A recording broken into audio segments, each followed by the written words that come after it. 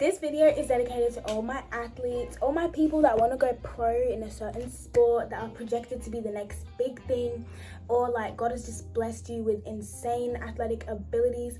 I have a video for you guys because I know what it's like having to choose between your sport, which could be your potential career, or your faith in God, or the church. It's really hard to juggle those two, and I really feel like it's time for me to share that kind of old part of my life. Yes, old part of my life. I'm excited because as hard as this decision was for me, it brought me so much peace, and I'm really happy with what my life is like now. And I know that my life wouldn't look like this at all. I know I would not have a YouTube channel at all. I know I wouldn't have grown so much in my faith if I didn't let go of something that was so big in my life. And this video is kind of just going to be about what to really choose. At the end of the day, I'm never going to influence you. I'm never going to force you to do something. I'm only really just going to try and help, but I really hope this video helps. Okay, the first thing I want to say is we all have stuff that we really love doing, and we all have like our favorite hobbies and stuff like that. But when it comes to athletes, I feel like when people are projecting you to be the next big thing, and when you have the capability of being a literal star because you are a weapon on the courts, I feel like when it comes to actually achieving that goal, nothing is going to stop you from it. There's nothing no one can say to stop you from achieving that goal. Nothing no one can do. You're locked in. You know what you want. You're going to get there, and you don't really care if you hurt anyone along the way. You're going to get what you want, because at the end of the day, there's so many people fighting for that spot. There can only really be one winner. There can only be one champion. There can only be one legend. And when you are an athlete and when you want to be great, you have to sacrifice a lot of things along the way. Okay, by sacrifice, I mean you're probably sacrificing time with your family. You can't hang out with your friends anymore. Your grades are probably not that great. Your spiritual life, your religious life, you don't really have time for God anymore because you're so focused on training. You need to do all this, you need to do all that. You need to keep on track of your everything. You just don't have time for your faith anymore. Now, you might think what I'm saying is complete nonsense. You may not agree with what I'm saying, and that's fine. Like, you can believe what you want to believe. We can all have our own different opinions. Like, that's fine. But I'm just speaking from my own behalf and what I was kind of like when I was an athlete. Also, I'm kind of speaking on behalf of other people that I know are athletes and do kind of struggle with putting God first. But I feel like now is kind of the perfect time to tell you guys what that was like for me. But before I do, I want you guys to remember this Bible verse, and it's Philippians 2 verses 3 through 4, and it says, "Do nothing out of selfish ambition or vain conceit.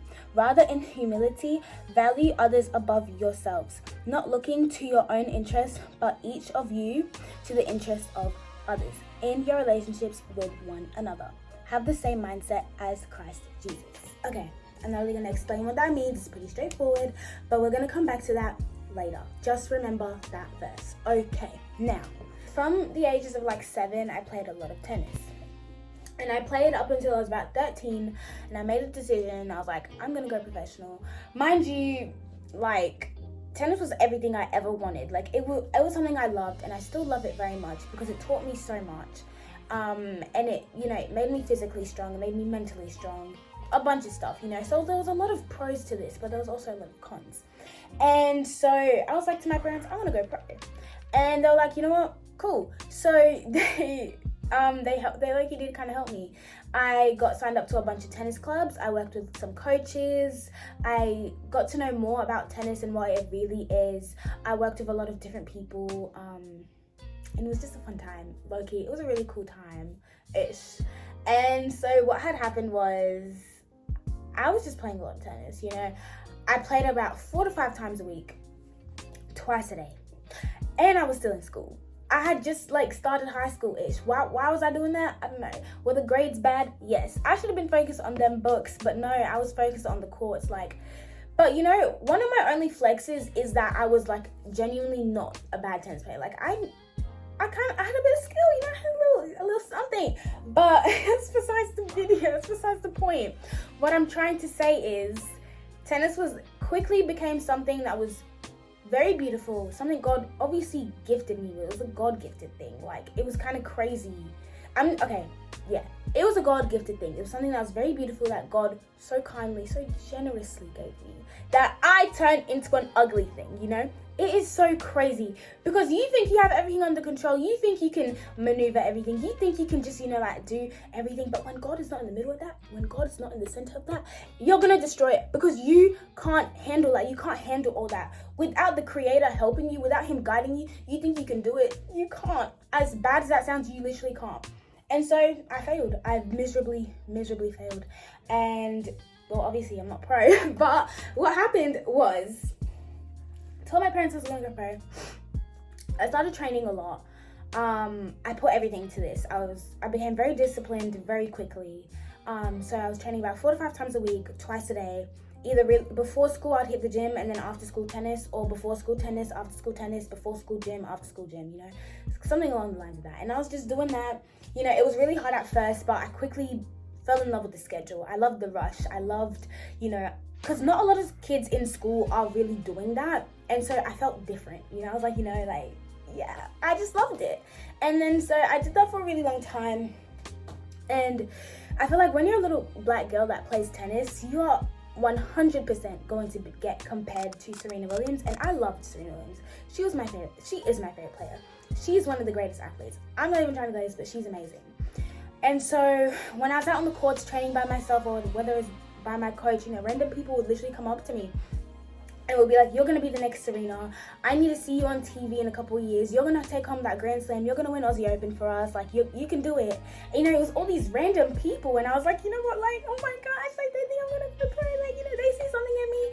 And that hyped me up. And I had a really big head. Let's just say that. And quickly pride grew in me. And I thought I was the best. I was like, you know what? Like, who are you? Because I'm better than you.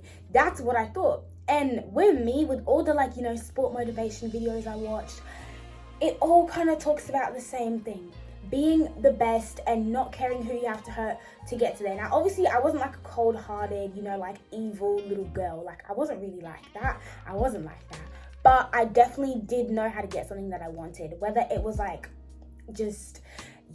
I just knew what I wanted. I was going to get that. And I guess I've kind of always been that way. I've always been really persistent. I've been a very good persuader. I know how to talk to certain people at least. And so that's what I did. I really wanted to go pro. And I worked my butt off. And so obviously getting compared to Serena like that was kind of motivation for me because I loved her so much. And so what I did was let me take this to the next level. And so what I had done was I searched up Serena Williams' diet. Now, I don't know why I did that, but I was like, I want to get shredded. I want to look like Serena. I want to be like Serena. I want to move like her. Let's find out what she eats. So I searched up her diet, and low-key, it could have been fake. It could have been someone trolling. I don't even know if it was her actual diet. So what it had said was she was vegan from Monday to Friday, and Saturday, Sunday, she just ate meat. I have been vegetarian for a while, and so implementing a vegan lifestyle was not that hard for me because I was already a vegetarian. So I just needed I was like, I just need to cut off cheese, milk, egg, it's not gonna be that deep. And quickly, my life just became miserable. Like, it's so crazy how your life can just change by a change of your diet, and it sounds stupid, but when you go out to events, people don't cater for vegan people. Your girl was starving all the time. I was hungry. I was a hungry girl, but in my mind, I was like, I need to be like Serena. How's a 14-year-old girl gonna compare herself to an absolute monster? Like, she is a machine. She is crazy. And she had her own team. She had her own personal stuff. She had her own thing going on. And I was just a little 14-year-old girl that wanted to be like Serena Williams. And so I've always grown up in a Christian household, so I've always known the name of Jesus. I've always known who God is. And so my prayer for about a year or two straight was, God, if you make me like Serena, if you make me a star, if you make me number one in the world, God, I promise to always abide in you. I promise to go out and preach to your people. How are you going to go preach when you don't even know his word? I was not a serious person. I was not serious. It was so silly. But I just wanted to be the best. And I wanted it for myself. And I was going to get there no matter what. Now, we can imagine, we can believe I fell into some really crazy stuff with implementing this new diet into my life. And, it just wasn't a great time. But tennis was my motivation. It's all I wanted to do. I just wanted to win the Grand Slam. I wanted to make people happy. I wanted to make myself happy. I wanted to be the best. And so I don't know if you guys remember this, but in my other video, I kind of talked about music. And I showed you guys the big wall I had of celebrities that I absolutely worshipped. And in my wall, I'll see if I can find a picture of it. Hopefully I do, because I don't have it anymore. But I had this little A3 sheet of paper, and I had made it, and it said WTA. If you don't know what WTA stands for, it just stands for the Women's Tennis Association. It's like the NBA, but it's like women's tennis, right? And so I made this little acronym, and it was like WTA, when time arrives. Because in my little mind, I was like, you know, when the time is right, God is gonna make me a star. And so I was like, every single morning I'd wake up, I'd look at it, I'd read it, I'd be like, that's my life. Every single time I go to sleep, I'd read it, I'd be like, that's what I'm gonna be when I wake up, you know, like I'm gonna be in the WTA, because it's all I wanted, right? And so it was kind of weird, because I had a bunch of tennis players just like everywhere. I worshipped these people, like that was my thing. And obviously, as I said, I became very prideful. I started worshipping these people. I started comparing myself a lot. Like I had already hopped on Serena Williams' diet. I was comparing myself. It was just not a good time for me, to be honest. Like, I feel like from the outside, you would think I'm okay. You would think I was good. You know, I was a good tennis player. I was winning my matches. You know, things were great. But on the inside, I was very much struggling with comparison. I had so much anxiety. And because I was a prideful girl, think of this as pridefulness. What grows is anxiety. I had the worst anxiety. I don't think people understand how bad anxiety has consumed me. Like, to the point where sometimes I would wake up and I had a tennis match, I would feel so sick I couldn't do it, because I talk so much. But then I'm like, oh wait, I don't think I can play like that. I can't play the way I was talking, blah blah blah. I was so prideful. Oh my goodness. And so basically it gave me so much anxiety. Like, I was an anxious wreck, to the point where I would have a tournament in a week's time and I would feel sick thinking about it, and I was so scared. And so basically what had happened was I was dealing with a lot of anxiety, and from the outside everything looked fine, you know. She's a girl that plays tennis, you know, she's great, blah blah blah. But internally I was struggling. I didn't have God in my life. As much as I thought I did, I really didn't. And it kind of just takes me back to the verse that I was telling you guys about, and it's do nothing out of selfish ambition or vain conceit. Everything I did was selfish. When it came to playing tennis, I wanted it bad. I wanted it so bad. I fell into a bunch of EDs. I fell into a bunch of heavy insecurities that I still think about to this day. They don't consume me, but I still think about it, you know, like it was a very hard time for me in the inside, and I never really opened up to people about it. So I was just struggling, like low-key, I was just struggling. And so I dealt with a lot of like body image stuff. I feel like a lot of athletes kind of deal with like body dysmorphia and stuff like that, you know. I was a victim. Like, I was really struggling with all this stuff. And with playing tennis, like, because I didn't have God in the middle, like I was just an angry kid. Like, I was angry, right?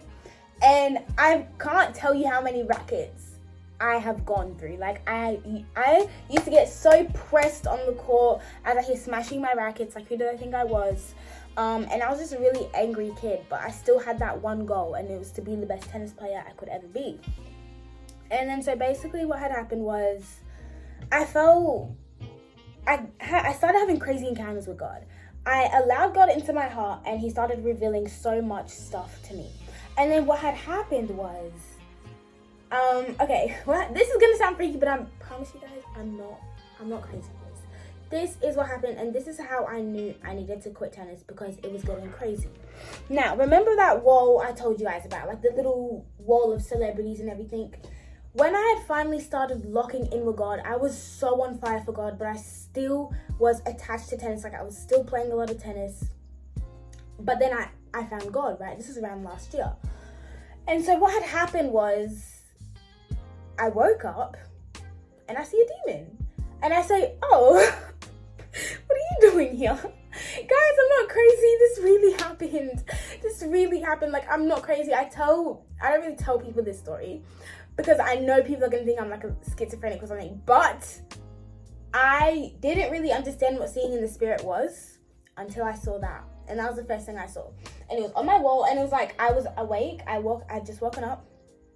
and there was this demon hanging on my wall, specifically on the W2A part. And I blinked, still there. And I started to pray because I was scared.